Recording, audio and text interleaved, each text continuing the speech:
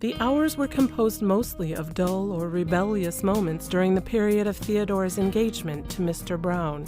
From the very first she had thought it hard that she should have had to take this situation, instead of Sarah or Clementine, her elder stepsisters, so much nearer his age than herself. To do them justice, either of these ladies would have been glad to relieve her of the obligation to become Mrs. Brown, but Mr. Brown thought otherwise. A young and beautiful wife was what he bargained for. To enter a family composed of 3 girls, 2 of the first family, one almost 30, and a second very plain, a father with a habit of accumulating debts and obliged to live at Bruges and inexpensive foreign seaside towns, required a strong motive.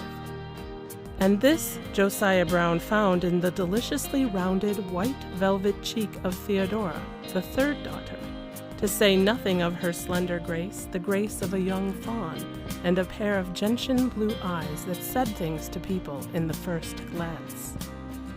Poor, foolish, handsome Dominic Fitzgerald, light-hearted, debonair Irish gentleman, gay and gallant on his miserable pension of a broken and retired guardsman, had had just sufficient sense to insist upon magnificent settlements, certainly prompted thereto by Clementine, who inherited the hard-headedness of the early defunct Scotch mother, as well as her high cheekbones. That affair had been a youthful mésalliance. "You had better see we all gain something by it, Papa," she had said. "Make the old bore give Theodora a huge allowance, and have it all fixed and settled by law beforehand. She is such a fool about money, just like you. She will shower it upon us, and you make him pay you a sum down as well."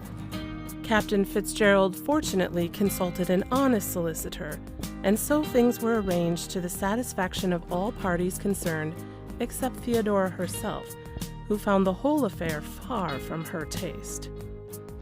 That one must marry a rich man if one got the chance to help poor, darling Papa had always been part of her creed, more or less inspired by Papa himself. But when it came to the scratch and Josiah Brown was offered as a husband, Theodora had had to use every bit of her nerve and self-control to prevent herself from refusing. She had not seen many men in her 19 years of out-at-elbows life, but she had imagination, and the 1 or 2 peeps at smart old friends of Papa's, landed from stray yachts now and then at out-of-the-way French watering places, had given her an ideal far, far removed from the personality of Josiah Brown. But, as Sarah explained to her, such men could never be husbands. They might be lovers if one was fortunate enough to move in their sphere, but husbands never, and there was no use Theodora protesting this violent devotion to darling Papa if she could not do a small thing like marrying Josiah Brown for him. Theodora's beautiful mother, dead in the first year of her runaway marriage, had been the daughter of a stiff-necked, unforgiving old earl. She had bequeathed her child, besides these gentian eyes and wonderful silvery blonde hair, a warm, generous heart, and more or less romantic temperament. The heart was touched by darling Papa's needs, and the romantic temperament revolted by Josiah Brown's personality. However, there it was.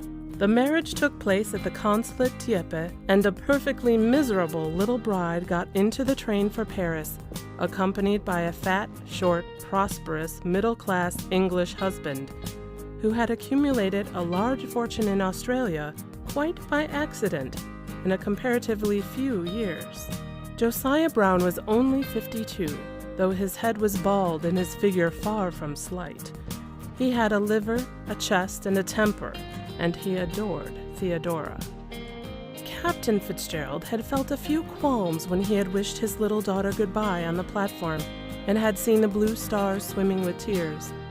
The 2 daughters left to him were so plain, and he hated plain people about him.